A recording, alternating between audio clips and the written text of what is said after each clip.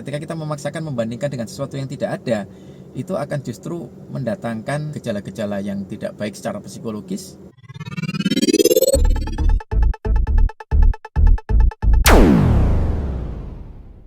Hai Sobat Rudi Cahyo TV, ketemu lagi di Jalan Penuh Makna. Kita hari ini akan bahas tentang pilihan. Ya dasarnya pasti sangat filosofis ngomong pilihan. Dasar dari sebuah memilih itu adalah ketika kita tidak bisa mencoba dua-duanya, tidak bisa menggunakan dua-duanya, maka kita harus memilih. Ya bisa dua atau lebih ya. Tapi ketika kita tidak bisa menggunakan semuanya, maka kita harus memilih. Ketika kita tidak bisa mendapatkan semuanya, maka kita harus memilih. Itu adalah pilihan. Nah, ketika kita tidak bisa menggunakan semuanya, tidak bisa mendapatkan semuanya, maka ketika kita memilih, ya sudah, itu yang terbaik buat kita. Karena setelah keputusan diambil, ya pilihan itu yang terbaik. Misalnya ketika kita memutuskan memilih antara A dan B, dan kita memilih B, ya kita tidak bisa menyesali A karena tidak dipilih, karena A pun tidak bisa kita coba atau tidak bisa kita miliki. Yang kita bisa miliki adalah yang kita pilih itu, yang bisa kita gunakan atau yang kita bisa rasakan, ya yang kita pilih itu. Sehingga kita tidak bisa menyesali yang A, karena yang A bukan pilihan kita. Yang perlu kita pertanggungjawabkan adalah yang kita pilih, yaitu yang B. Ya, jadi artinya ketika kita menyesali atas ketidakterpilihan A, maka itu justru akan menjadi keresahan, kecemasan yang tidak berdasar, karena kita menakutkan, mencemaskan ketidakberadaan atau ketiadaan, karena kan yang A tidak dipilih, tidak ada di tempat kita, di milik kita. Nah itu jadi ya konsekuensinya kita bertanggung jawab terhadap pilihannya, yaitu si B. Nah itu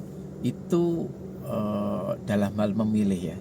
Cuman kita kadang dihadapkan pada kondisi di mana pilihan tersebut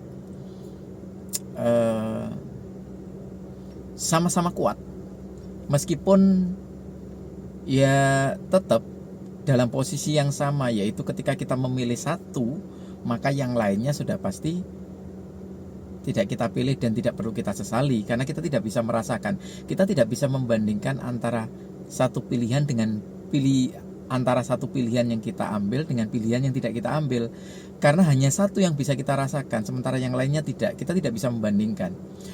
Ya seperti contohnya tadi, ketika kita memilih B dan A tidak bisa kita pilih, kita tidak bisa menyesali yang A. Karena apa? Karena B dan A tidak bisa kita bandingkan, karena yang satunya bisa kita rasakan dan satunya tidak. Dan ketika kita sudah memutuskan suatu pilihan, ya selain kita bertanggung jawab terhadap pilihan itu, ya pilihan itulah yang bisa kita rasakan, bisa kita miliki. Kalau itu adalah sebuah keputusan, itu adalah hasilnya, itu adalah final, maka ya itulah yang terbaik buat kita. Belum tentu loh ketika kita milih yang A itu mendatangkan kebaikan buat kita, belum tentu. Sama juga ketidakpastian ketika kita berpikir, nanti kalau pilih A, jangan-jangan itu lebih bagus. Nah itu kan jangan-jangan, itu kan ketidakpastian. Nah ketika ketidakpastian itu kita berlakukan buat diri kita, maka boleh dong juga kita berpikir sebaliknya, jangan-jangan yang A itu yang tidak baik buat kita, ya yang B ini yang baik. Gitu. Jadi kita tidak bisa membandingkan. Ketika kita memaksakan membandingkan dengan sesuatu yang tidak ada, itu akan justru mendatangkan keresahan, kecemasan, dan kalau itu terbiasa dan terakumulasi, itu akan menjadi patologi tertentu, akan membuat kita mengalami gejala-gejala yang tidak baik secara psikologis, ya, mengalami gangguan secara psikologis. Itu yang perlu kita pikirkan ya. Kita tidak bisa membandingkan dengan sesuatu yang tidak kita pilih. Jadi ketika kita sudah memilih, ya sudah, itu pilihan kita. Itu kurang lebih untuk Jalan Penuh Makna kali ini tentang filosofi dalam pilihan.